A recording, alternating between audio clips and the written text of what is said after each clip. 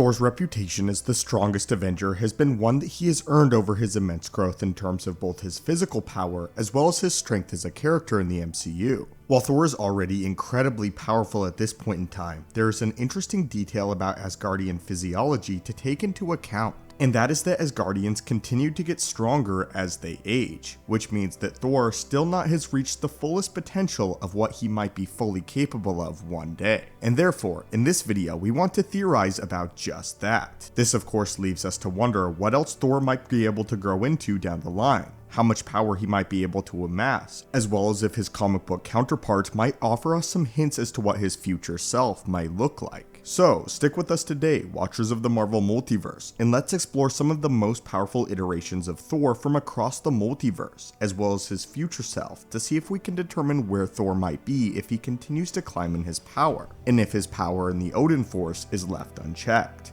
Over the years, many different versions of an aged veteran Thor have appeared in the comics, so let's cover a few of them, starting with the version known as Old King Thor, who hails from Earth 14,412. This is the version of Thor that most closely resembles his Earth 616 counterpart, and it is said that this is the clearest look at Thor's future self in accordance with his current trajectory in the Marvel Comics. This version of Thor sacrificed his eye in exchange for the knowledge necessary to defeat Malekith the Accursed, before embracing the Odin Force fully for himself. Much like what we see in the MCU, with only a few deviations. Old King Thor is nothing if not a survivor, as he has seen the destruction of Asgard, the eradication of the gods, and the onslaught of the God Butcher. He bears numerous battle scars, including an eye patch from his sacrifice, and the arm of the Destroyer. After having lived far longer than any god should reasonably be able to, Old King Thor has amassed millions of years of power and experience that he uses on his adventures, as he is widely regarded as the epitome of what the God of Thunder is capable of.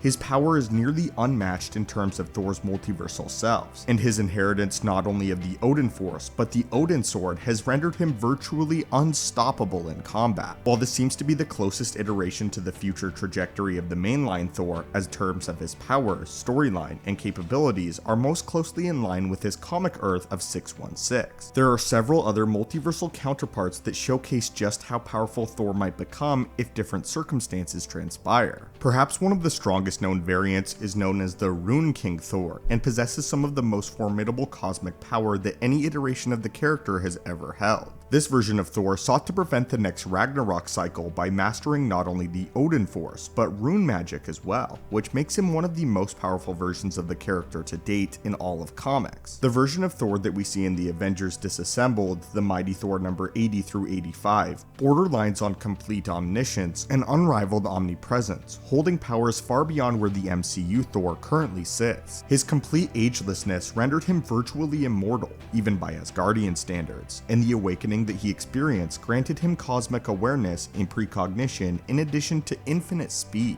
This meant that he was not bound by the constraints of space and time, and he had reality warping powers that rivaled even the most powerful cosmic beings in the entire Marvel multiverse. He could manipulate the fabrics of space-time, cosmic energy, and even rearrange subatomic structures at will, allowing to effectively rewrite the flow of time and the state of the universe as he saw fit. Again, this Thor is not only the master of the Odin Force, but rune magic as well, seeing just how powerful Thor would become if he became more talented in magic. His mind control and telepathic abilities grew far beyond anything we've seen in the MCU to date, and this version of Thor is just one example of what our primary iteration might grow into if his power is left continually to grow and evolve. While the likes of Galactus have not arrived in the Marvel Universe as of yet, there is a version of Thor known as the Cosmic King Thor, who served as a herald to the Devourer and possessed a fragment of the power cosmic. Although we have yet to see Galactus on the big screen in the MCU, it is entirely possible that there is a multiversal variant more akin to this iteration, even if this doesn't appear to be Thor's current MCU trajectory.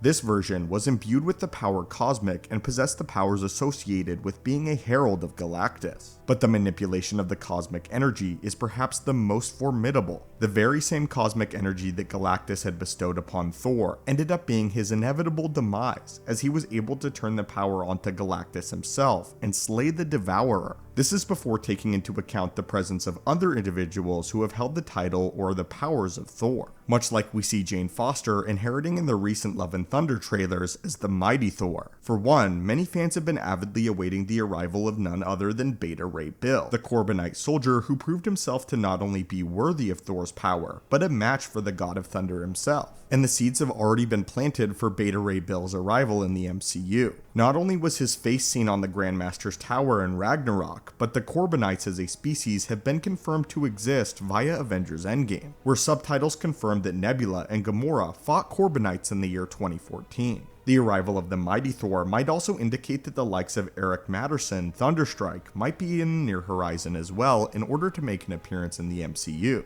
as the title and powers of Thor are a mantle to be passed down, and is not necessarily limited to any one individual at any given time. But this remains to be seen in Love and Thunder and the future of Thor in the MCU. The point here though is that the Thor that we see in the MCU is actually relatively young. We know that Odin potentially lived for tens of thousands of years, although this is yet to be confirmed, and it's even believable that Thor could live to be millions of years old if we're going off the comic precedents. Meaning that if we take the power of Thor now, knowing that as he ages his power will increase in the Odin Force and he'll gain new abilities, Thor is basically a baby and his power is near limitless. If you just take into account how powerful this Thor is, again at only 1500 years old, Thor could definitely become the most, if not one of the most powerful individuals in the entire Marvel universe, if he one day is able to rise to his potential. But anyway, watchers, what are your thoughts on this? And what are your thoughts on the true power of Thor, Odin's son? As always, my friends, thank you guys so much for watching the channel. Thank you so much for the support on the channel as well. Hit that subscribe button to assemble and join our team, and I hope you have a great day.